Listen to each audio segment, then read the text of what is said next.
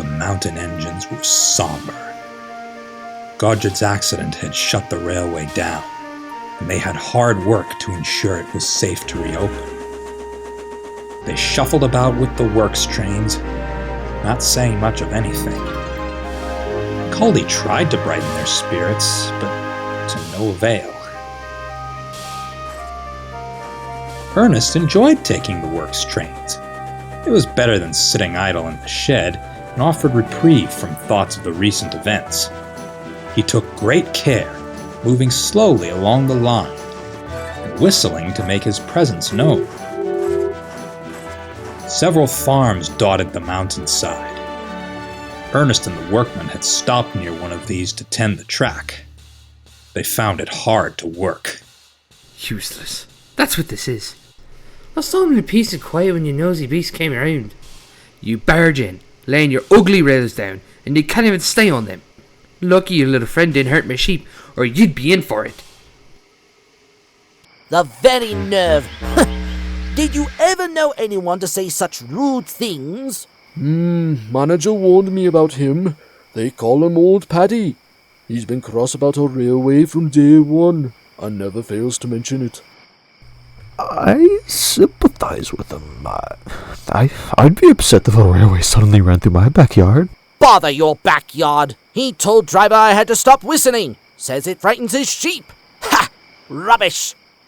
Stop me whistling indeed. I'd like to see him try. Goldie knew better than to play devil's advocate when Ernest was cross, so he said no more. Ernest continued to whistle as he snorted up the line with the works train. He kept a lookout for old Paddy, but didn't see him for several days.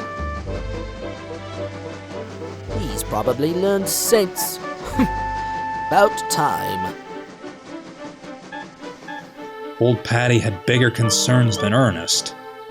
His old lorry, which he used to take sheep to market, was on the verge of giving up the ghost. He tried hard to fix it himself, but to no avail. Right, I'll have to visit that swindling mechanic.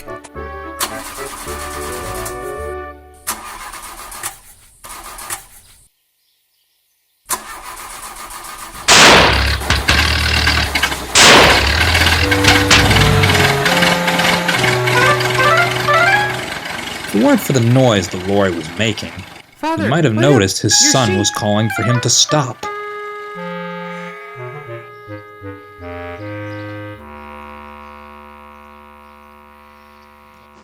Ernest was slowly pushing his coach Crenshaw up the line. The workmen were making good progress, and Ernest felt pleased. When... Halt! Halt!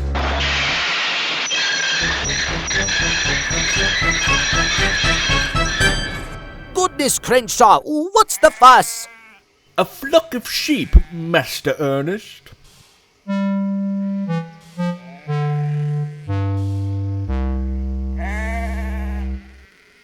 Oh, bothersome things.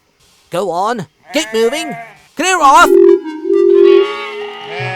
Quiet, Ernest. You'll just upset them with all that noise. It was then the workmen noticed someone coming up the mountain.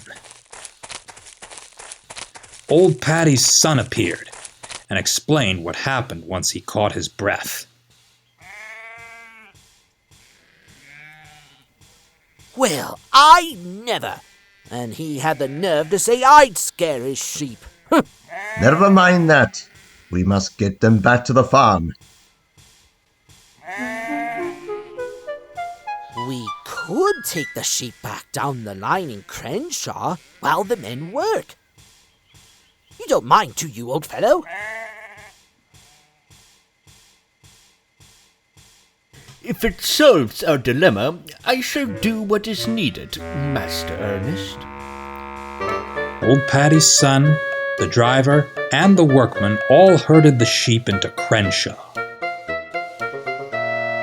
When they were ready, Ernest reversed down the line, carefully and quietly.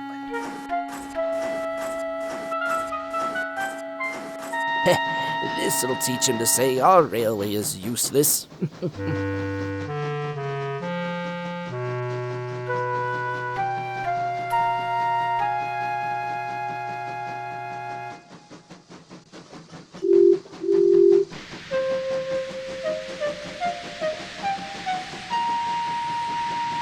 All my sheep, gone without a trace, and I bet it's the fault of you and your running whistle.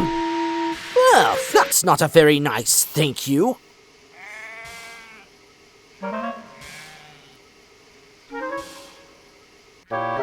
Old Paddy was amazed.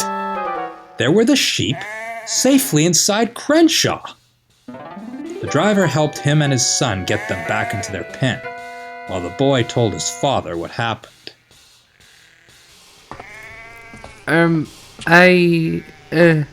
Sorry about all I said to you. Bad enough my rotten lorry's unserviceable. I'd have been for it if I lost my sheep too. You may not have a lorry, but we have Crenshaw. Soon, the manager made the appropriate arrangements. When the sheep were ready to go to market, Ernest and Crenshaw brought them down the mountain to the first station.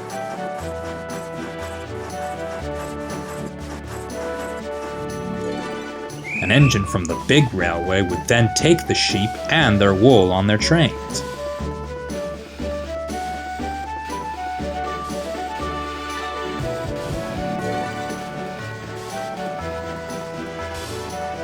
Can't thank you enough.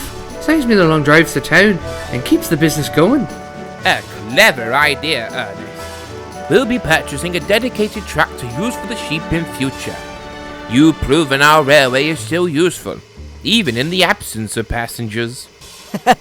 They're still passengers, sir, even if they stand on 4 legs. But I don't think Crenshaw fancies being classified as a cattle truck. Crenshaw, who was enjoying a thorough cleaning, said nothing at all.